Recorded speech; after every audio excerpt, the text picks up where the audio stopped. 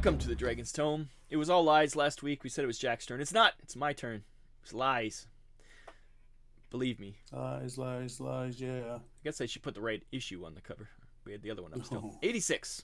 This is Dragon Magazine. We're going to every single issue chronologically. We're up to 86. Coincidentally, this is episode 86. It is June 1984. My name's Rob. And I'm Jack. And I'm Chopper. And we're here talking about Dragon Magazine. It's another chess cover by Dennis. I feel like this is a continuation. Well, it's a series. From the last Dragon Magazine we covered. It's a series. There's a bunch of them. Well, we talked about Archon. In my notes, I wrote, is this number 83's opponent?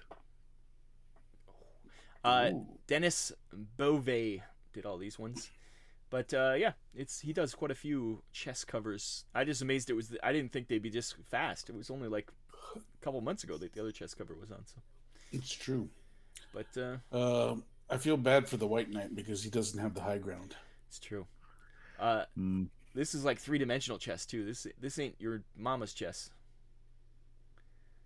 But not at all. It's regular chess pieces, other than the two kings, I assume. Well, again, it's that Archon where they come to life only when they attack. Yeah. Classic game. And but this Battle time, chess. yeah, it's this. Last time it was like a kindly old man in the background, right? And this time it's an evil. His opponent, which is his lich. Yeah. Or this is what chess does to you. This is after a few games of chess, it turns you into this. It's true. Yeah, that opponent, it takes forever to take a move. Yep, you turn into an evil lich. Yeah, and then your fangs grow out. Yeah. I do like the green aura around them. I think it adds a little color to the cover. It's fun. Very well done. Shading is beautiful. Very good cover. Very, very well done cover. Could we, I mean, if there was to be a nitpick, I would probably say the color of Dragon could have been a different color. Color? Oh, Dragon Magazine, the actual title. Yeah, it kind of blends in. You're right, yeah. Should have been that bright green. Should have been matching the green to their aura. Oh, yeah, that would have been nice. I wonder if there were certain colors they could use. You know, when I look at these things, sometimes I have to remember that they didn't make this in Photoshop, so they actually had to paint these things. Yeah. Yeah, I wonder even the titles. I wonder how they'd have to paint it every single time to do a different color. I assume so, right? To do the logo? There's no other way, right? Other than, I guess, some kind of gel or something on it. When you take a picture of it. I have no idea how they do this stuff back then, before there was computers. Anyways, we're going to start here. We'll start with Chopper, because last time we started with Jack. Okay. Well, let's continue on with school. Let's all head to the science lab. And let's go to page 10. 10. This is Gooey. We've got the ecology of the slithering tracker. I didn't know about this creature. I must have missed it. I don't remember seeing it in a Monster Manual or Fiend Folio. So unless you guys do, I'm not exactly sure where this creature comes from. I remember it very distinctly, but it didn't at the time look like a giant sperm. The slithering tracker is a pretty, meat and potatoes monster from back in the day. Yeah. So, as with Ed, this one is much better than last week's. The detail of the life of this creature is spot on. It talks about how it uses the tail to move faster, how it likes to hunt humans, dwarves, and giants in that order. Never hunts when the prey is awake, because apparently if you're awake, you can break free of its grasp.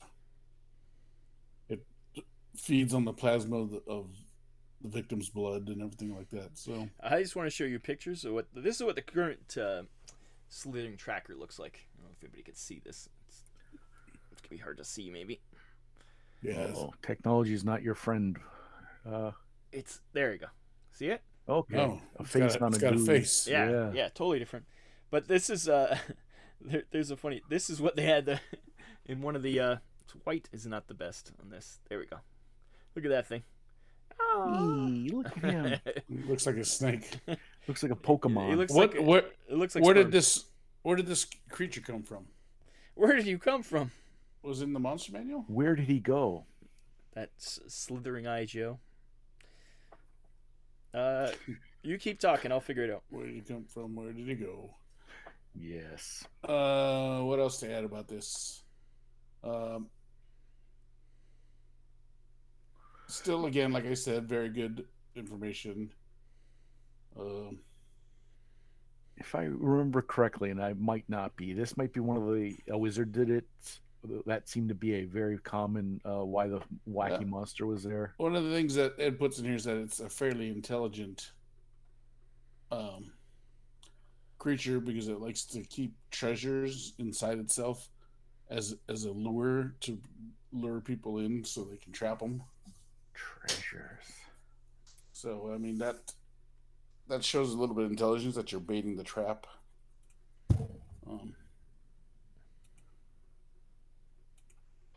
But I guess that's all I got for this one. You're Did you figure it making out yet, Rob? yourself fall asleep.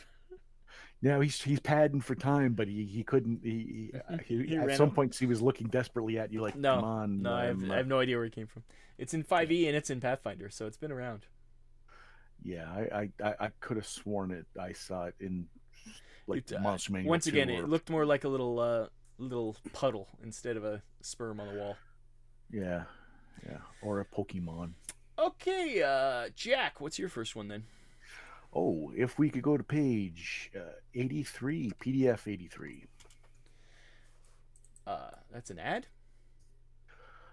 Oh, what the heck is that? No, if you scroll down just a little bit, You mean on page 84 no. or page 82? Oh, 28. 83 was the past Dragon magazine that that the opponent of the current cover was from.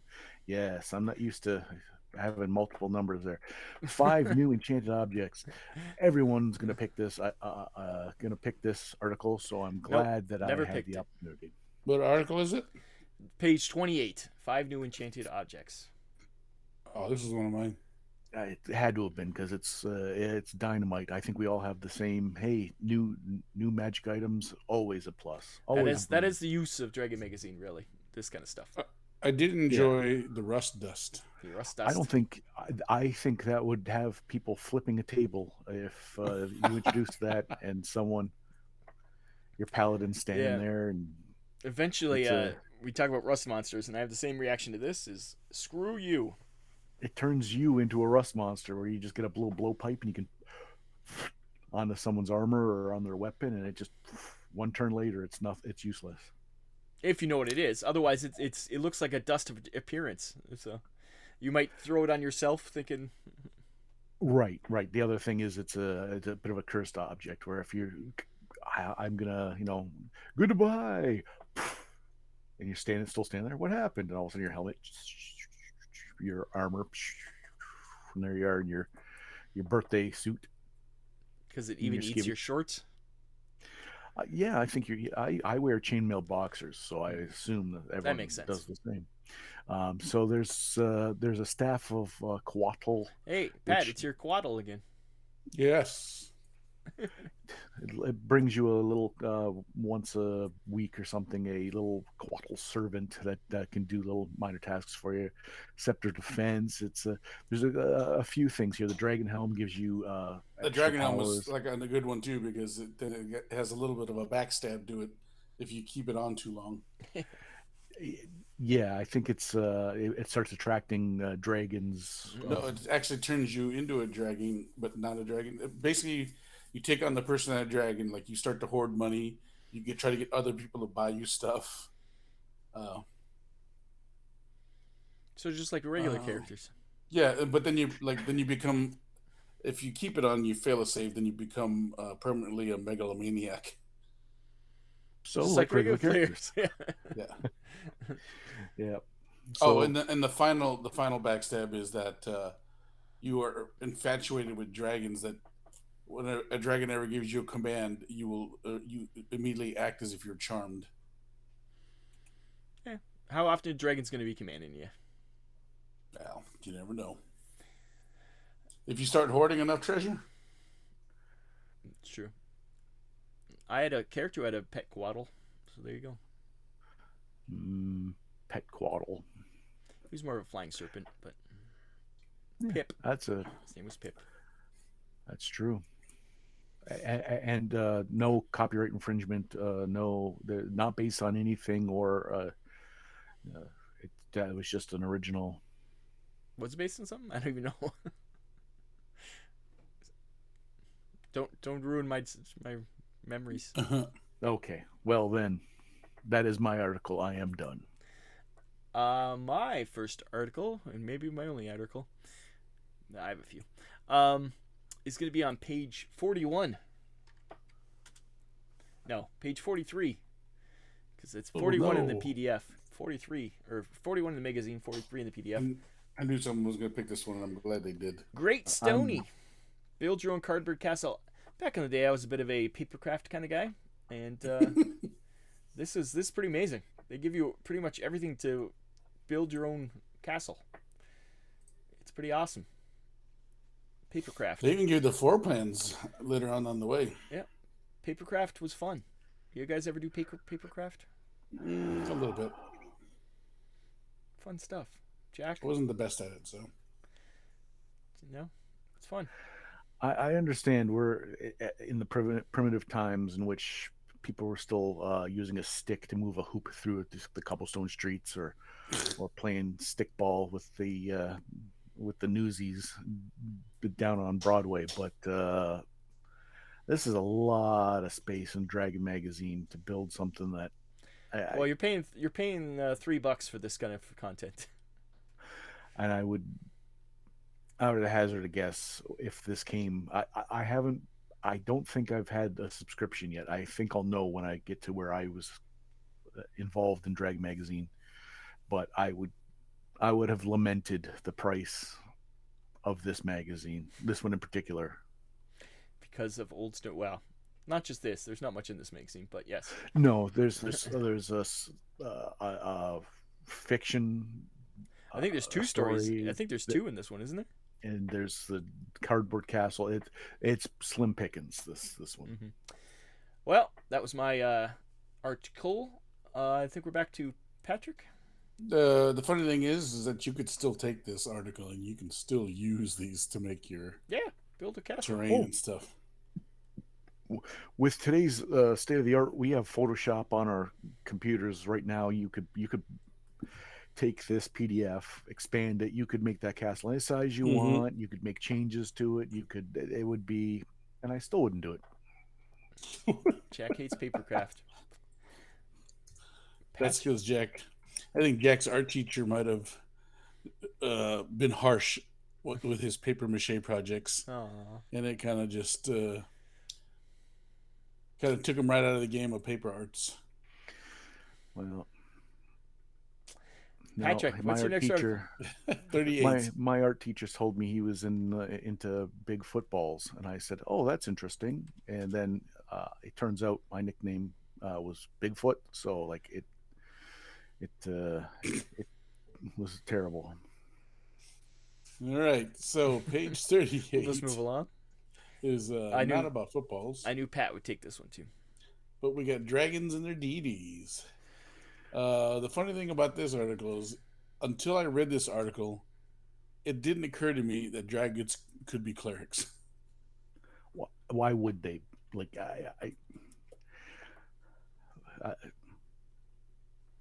it seems. Well, but why wouldn't they have? I mean, if you worship a deity, why wouldn't there be someone that's like that guy? Priests, dragon priests. Yeah. I don't think dragons have societies. That's the problem. That's the thing. Who are they? They're not getting together yeah. Well, I mean, you could argue that fact with Dragonlance now that it's out. Very much a society with the different kinds of dragons.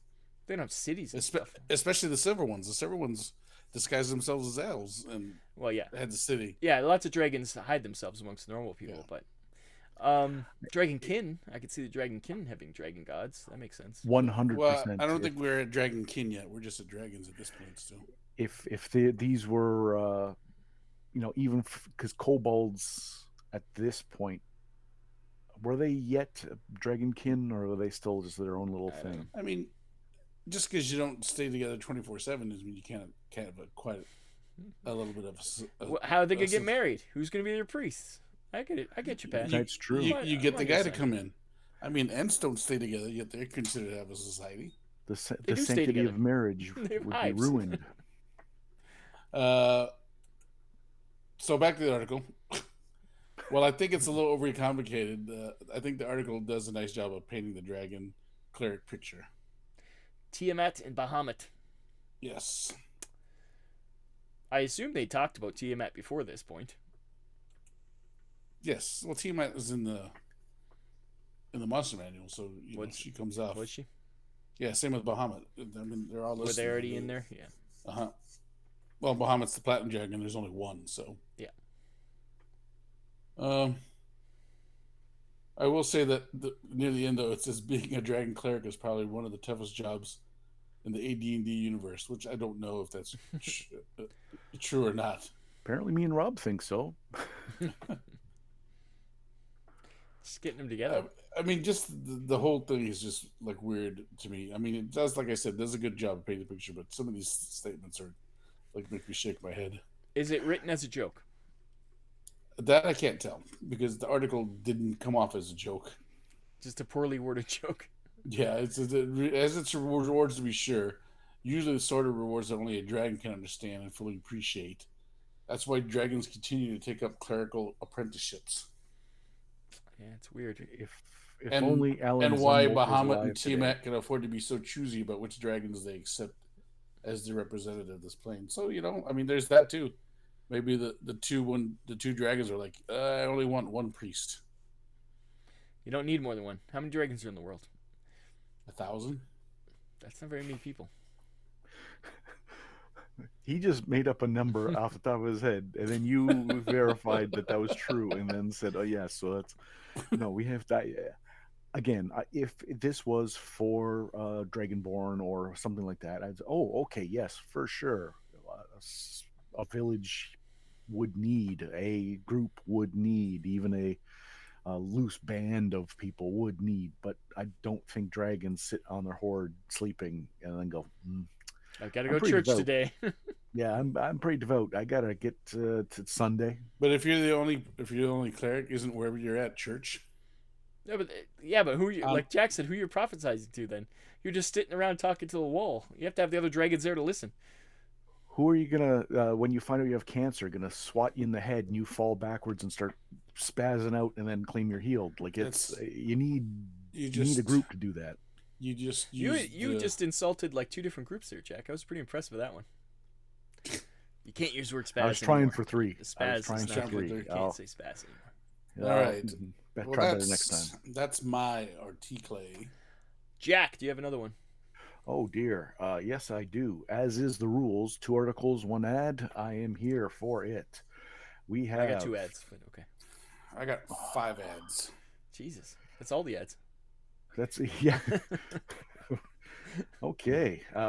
Could we please go to page 14 for the dregs? What I have is only other article that I thought was another familiars. Yeah, article. I figured Jack would have grabbed this too, but familiars with special use. These are not the fine familiars that you get in in the standard rule set, nor are they the ones that have been extrapolated in other Dragon magazines. They're not your standard a toad, a cat, an owl, I don't know, a slithering Pokemon sperm creature. These are tracker.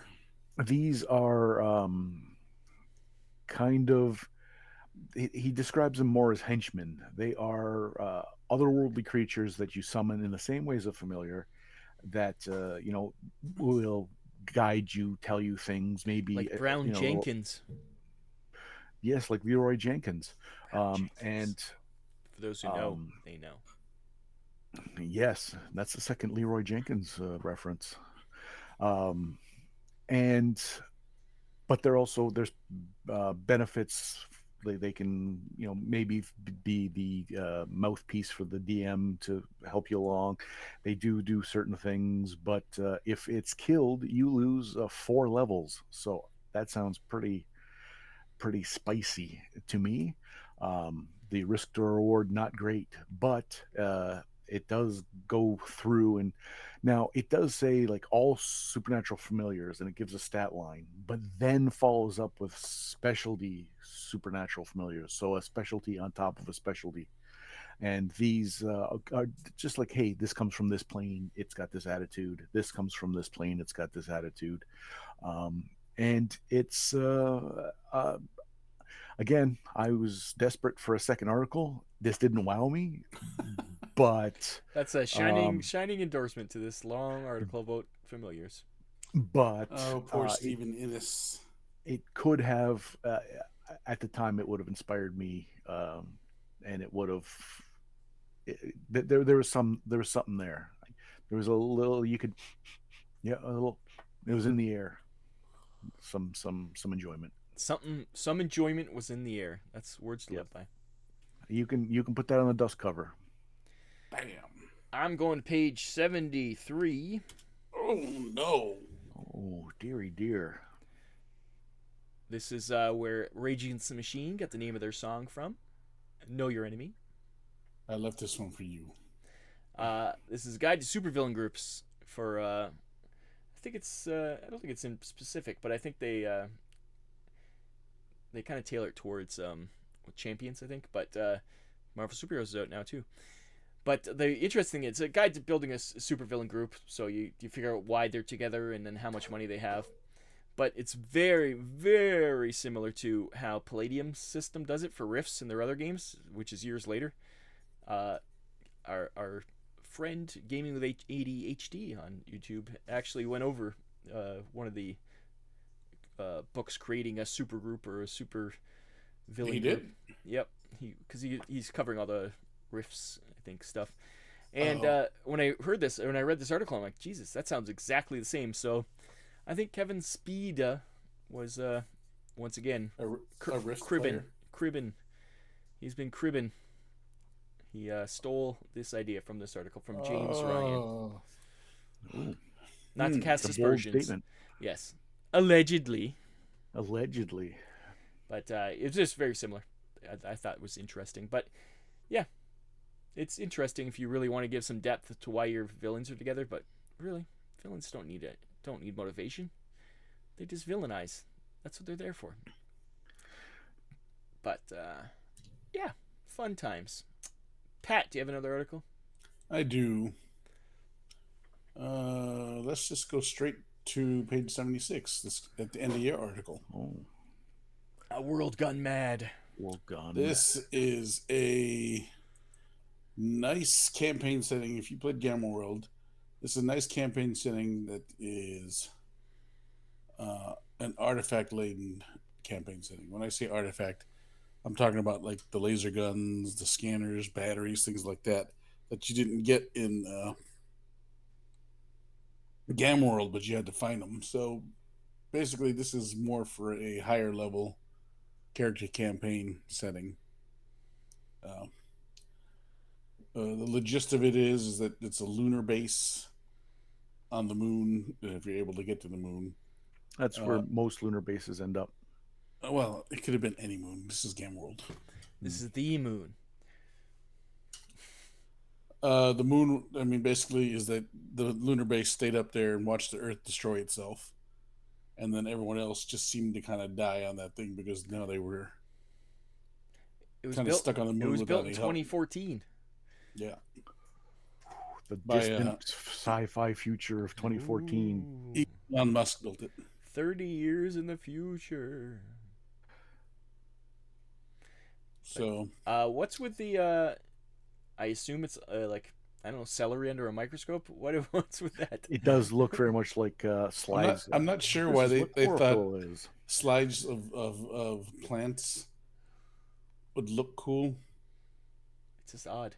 It's like they had extra space and they didn't have any pictures, so they just we have these pictures of plants. Let's put it in the Gamma World thing. even though it has nothing to do. They could put little pictures of the moon. Why didn't they do that? So Because I think last episode we had an article about of the moon, a Star Trek on the moon. Maybe they were like, we used our moon. yep. We used all the moon pics. Yeah, we're mooned out. So that's one of my second to last article. Jack, do you have any more articles? No, sir. You're scraping the barrel with familiars. Yep. I myself. Oh, I do have a little quick hit on page 95, I believe. Ooh, a little bump. It's Keep us going. This is Dragon Mirth, I believe, and it's a picture of a mages guild, and it says, "No parking. Violators will be towed." And I said it reminded me of Talisman. So right there. I was so desperate, I almost brought that up, but I was that desperate, Jack. you okay? That was my last article. So Pat, take us home. All right, my last article is on page 80. 80. Hey, we were just here. This is Fast and Deadly. We were just here. This is the Nighthawks. new starships for Nighthawk, which is Star Frontier's ship battle game. You would get them in I think the alpha set is the one that we're combining both. The RPG and the ship combat game and the two separate rule booklets. This one adds a couple yachts and a couple new scenarios and some new fighters to play in the Starship Battle game. Fancy. Yeah. I like the fact that they really went headlong into Star Frontiers. They even have miniatures for it. Yes. I was going to ask if that picture on the right-hand side of that bottom corner there were miniatures or were like pictures from the manual or something, because It definitely looks like miniatures because it's that Yeah, poor they quality. made finishes. I think I did. I think I pulled them. I showed them off in an ad. Yeah, could be. Miniatures. So Star Frontiers. Never played it. Never will. Oh, maybe I will. Yeah, you will. If I still run it, you'll play it. Okay. oh, If they run it, they will come. Yes. you're our game daddy. You tell us. It's true. I mean, I had this. Actually, you know what's funny? No. Clowns? No. Yes. Dismemberment. Dismembered clowns? Hey, there it is. Nighthawks. Ta-da, he says indeed. Ta-da! That's my keep in good shape copy. You keep it in your desk drawer. No, it just happens to be there because I'm trying to find. No, I keep it under my foot where I rest my foot when I'm I sitting at my desk. use it as a squatty potty. Yeah. I shaved my corns and I've just got it propped up. Yeah. I'm using it. I got it right there because I'm trying to find a bag big enough for me to seal it up in. That's what she said. Yeah. Jack, what's your first ad? My first ad. Let's see if this works. Let's go to page 17 and see if I'm not mistaken. Hey, this is my ad. That is the ad. That's one of mine too. I want to say what I think my thing. The only thing I have to say about this ad, Jack, greatest mini ad ever. Look at the quality of this picture. The paint job is amazing. We've gone from seeing, rudimentary, almost like it might as well be spraying paint over your hand on a rock or some bison on the inside of a cave to by today's standards, a good paint job, better than just tabletop. Jesus Christ, that's actual size too, and it's probably like lead. Can you imagine how heavy that thing is? That would be a sizable miniature. And yes, I don't know why, but the quality of the ad compared to even articles where they're talking about reviewing miniatures, you can't even. It's completely illegible. Yeah. This is a nice ad, good quality painted HD picture. I don't know what's up with this. It's weird. Yeah. My little subtitle says "First Mini in Dragon Magazine" by GW ? That was GW who did this, yeah. Citadel, yeah, that's right. Yeah. And it says painted by Rick Olson. Do you know Rick Olson? No, but I think he might be the dad of the Olsen twins. Yes. Makes sense. Yes. It all comes together. Yeah. So it's look at all these sets. But $10 with exception of 8025, which is 16. What's 8025? Orc War Machine. Well, how much is a giant? Giant's $10 then? Let's see here. I don't see him on the list actually. No, he's No. $135. Oh, Wow. wow. Because he's stock number GW pricing. Well, But that's because he's probably, like you said, all lead, no plastic. Shipping. I wonder if it's the shipping on that thing. Rick Olson better have painted mine before I got here. That's for sure. Yeah, has it come pre-painted? That poor man squinting over a paintbrush. So it took GW to have a mini ad that actually you could see what the hell is going on. Those guys innovating at every corner. That's what I say about them. So that's my article. That's an ad. My ad. Pat, do you have an ad? I do. I have one left because this was one of my other ones. Mine too. I have one extra. We're gonna skip up to page 15. Fitting. And at the very bottom. Voris Vallejo. Is this a board game that I didn't know existed? A board game? Oh, it's a board game. I assumed it was just a Boris Vallejo. Oh, I assumed it was just a painting book. No, it literally says a board game illustrated with 30 different Vallejo paintings. I didn't even know this was a game. By Mayfair Games. I didn't know Mayfair Games was around. Chicago. Well, another thing for you to look up. Yeah. Different Vallejo paintings. So, I mean, it doesn't even tell you what kind of No. game it is. I'm sure just says, hey, it's probably here's a board roll and game move or something. It's probably terrible. With the Vallejo paintings. And what size are these paintings? Yeah. Like, if it's based on 30 different paintings. 30 different paintings, yeah. I don't know what kind of game it could possibly be, but it'd be worth. It's roll and Vallejo move, Monopoly. that's what I think. Yeah. It's Vallejo Monopoly. Yeah, every square. Yeah, I saw this and I was like, I go, first of all, I didn't know there was such a thing. No. Second of all, I can't picture what kind of game it would be because it just all it literally just says is a board game illustrated with 30 different Vallejo paintings. And I think this might be the first Mayfair Games article too, or ad. Mayfair. Well, actually, my ad coming up is connected to Mayfair. So. All right. Well, what page are you on? On my final ad, page 59. Don't turn the lights out. Chill is coming. At the time, it was done by Pacesetter, but eventually the version I had was done by Mayfair Games in the 90s.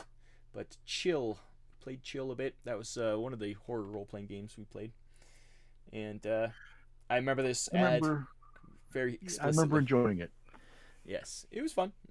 It was a fun game. I think I did a Jack the Ripper one with Chill. I think that's the one I did with Chill. Yeah. So it's just a new horror role-playing game. It's now that Call of Cthulhu's out, I think the horror floodgates are opening, and we'll see more. But I was like, Pacesetter. I don't remember Pacesetter doing. I looked it up, and Mayfair bought Pacesetter's stuff. So in the 90s, they put it out. But Pacesetter, I think next week has another ad that I will talk about. So really, did you read ahead? I may have read ahead. I just looked at all Spoilers. the ads. I just looked at pictures. I don't read. I've never read a single issue. I've actually just looked at pictures. And you have someone read it to you at bedtime, your Nana? Yeah. My he's got the Audible. My spectral Nana tells me what the ones are about. So that's it. That's it for ads, boys. I'm done. Let's get out of this thing. I am also done. And like, share, subscribe. Do join us on our Facebook group. There's some good discussions there. We do like the comments on Facebook or on YouTube. We try to answer stuff and discuss and give a how-to. Maybe you do. Well, Jack has never done it. Pat has tried. Jack has never, ever engaged with our followers because he hates every one of you. He said it to me privately. He said, "I hate you. I wish you were all dead." Me and Pat appreciate the hell out of you. So 2 out of 3 ain't bad.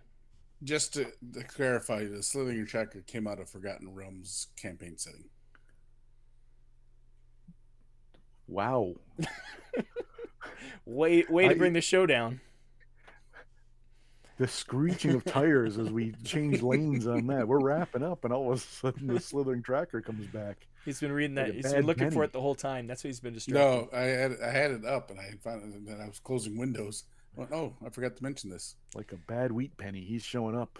He is a bad wheat penny. On that note, I've been Rob. And I'm Jack. And I've been Chopper. The bad wheat penny. We'll be back next week for Penny. 87. 86. This is 86. This is 86. You're right, 87. I'm so confused. Who's in charge of next week? I hope it's not Pat because he's No, been I'm doing a little... pretty sure it's you, Jack. This time I'm Since- almost 100% sure it's you. Okay. It's the slithering tracker's turn. That's Jack's nickname, yes. Yeah, every girlfriend he's had has called him that. Yeah. You want to see my one-eyed slithering tracker? And we're all leaving now. Bye-bye. All right. Bye.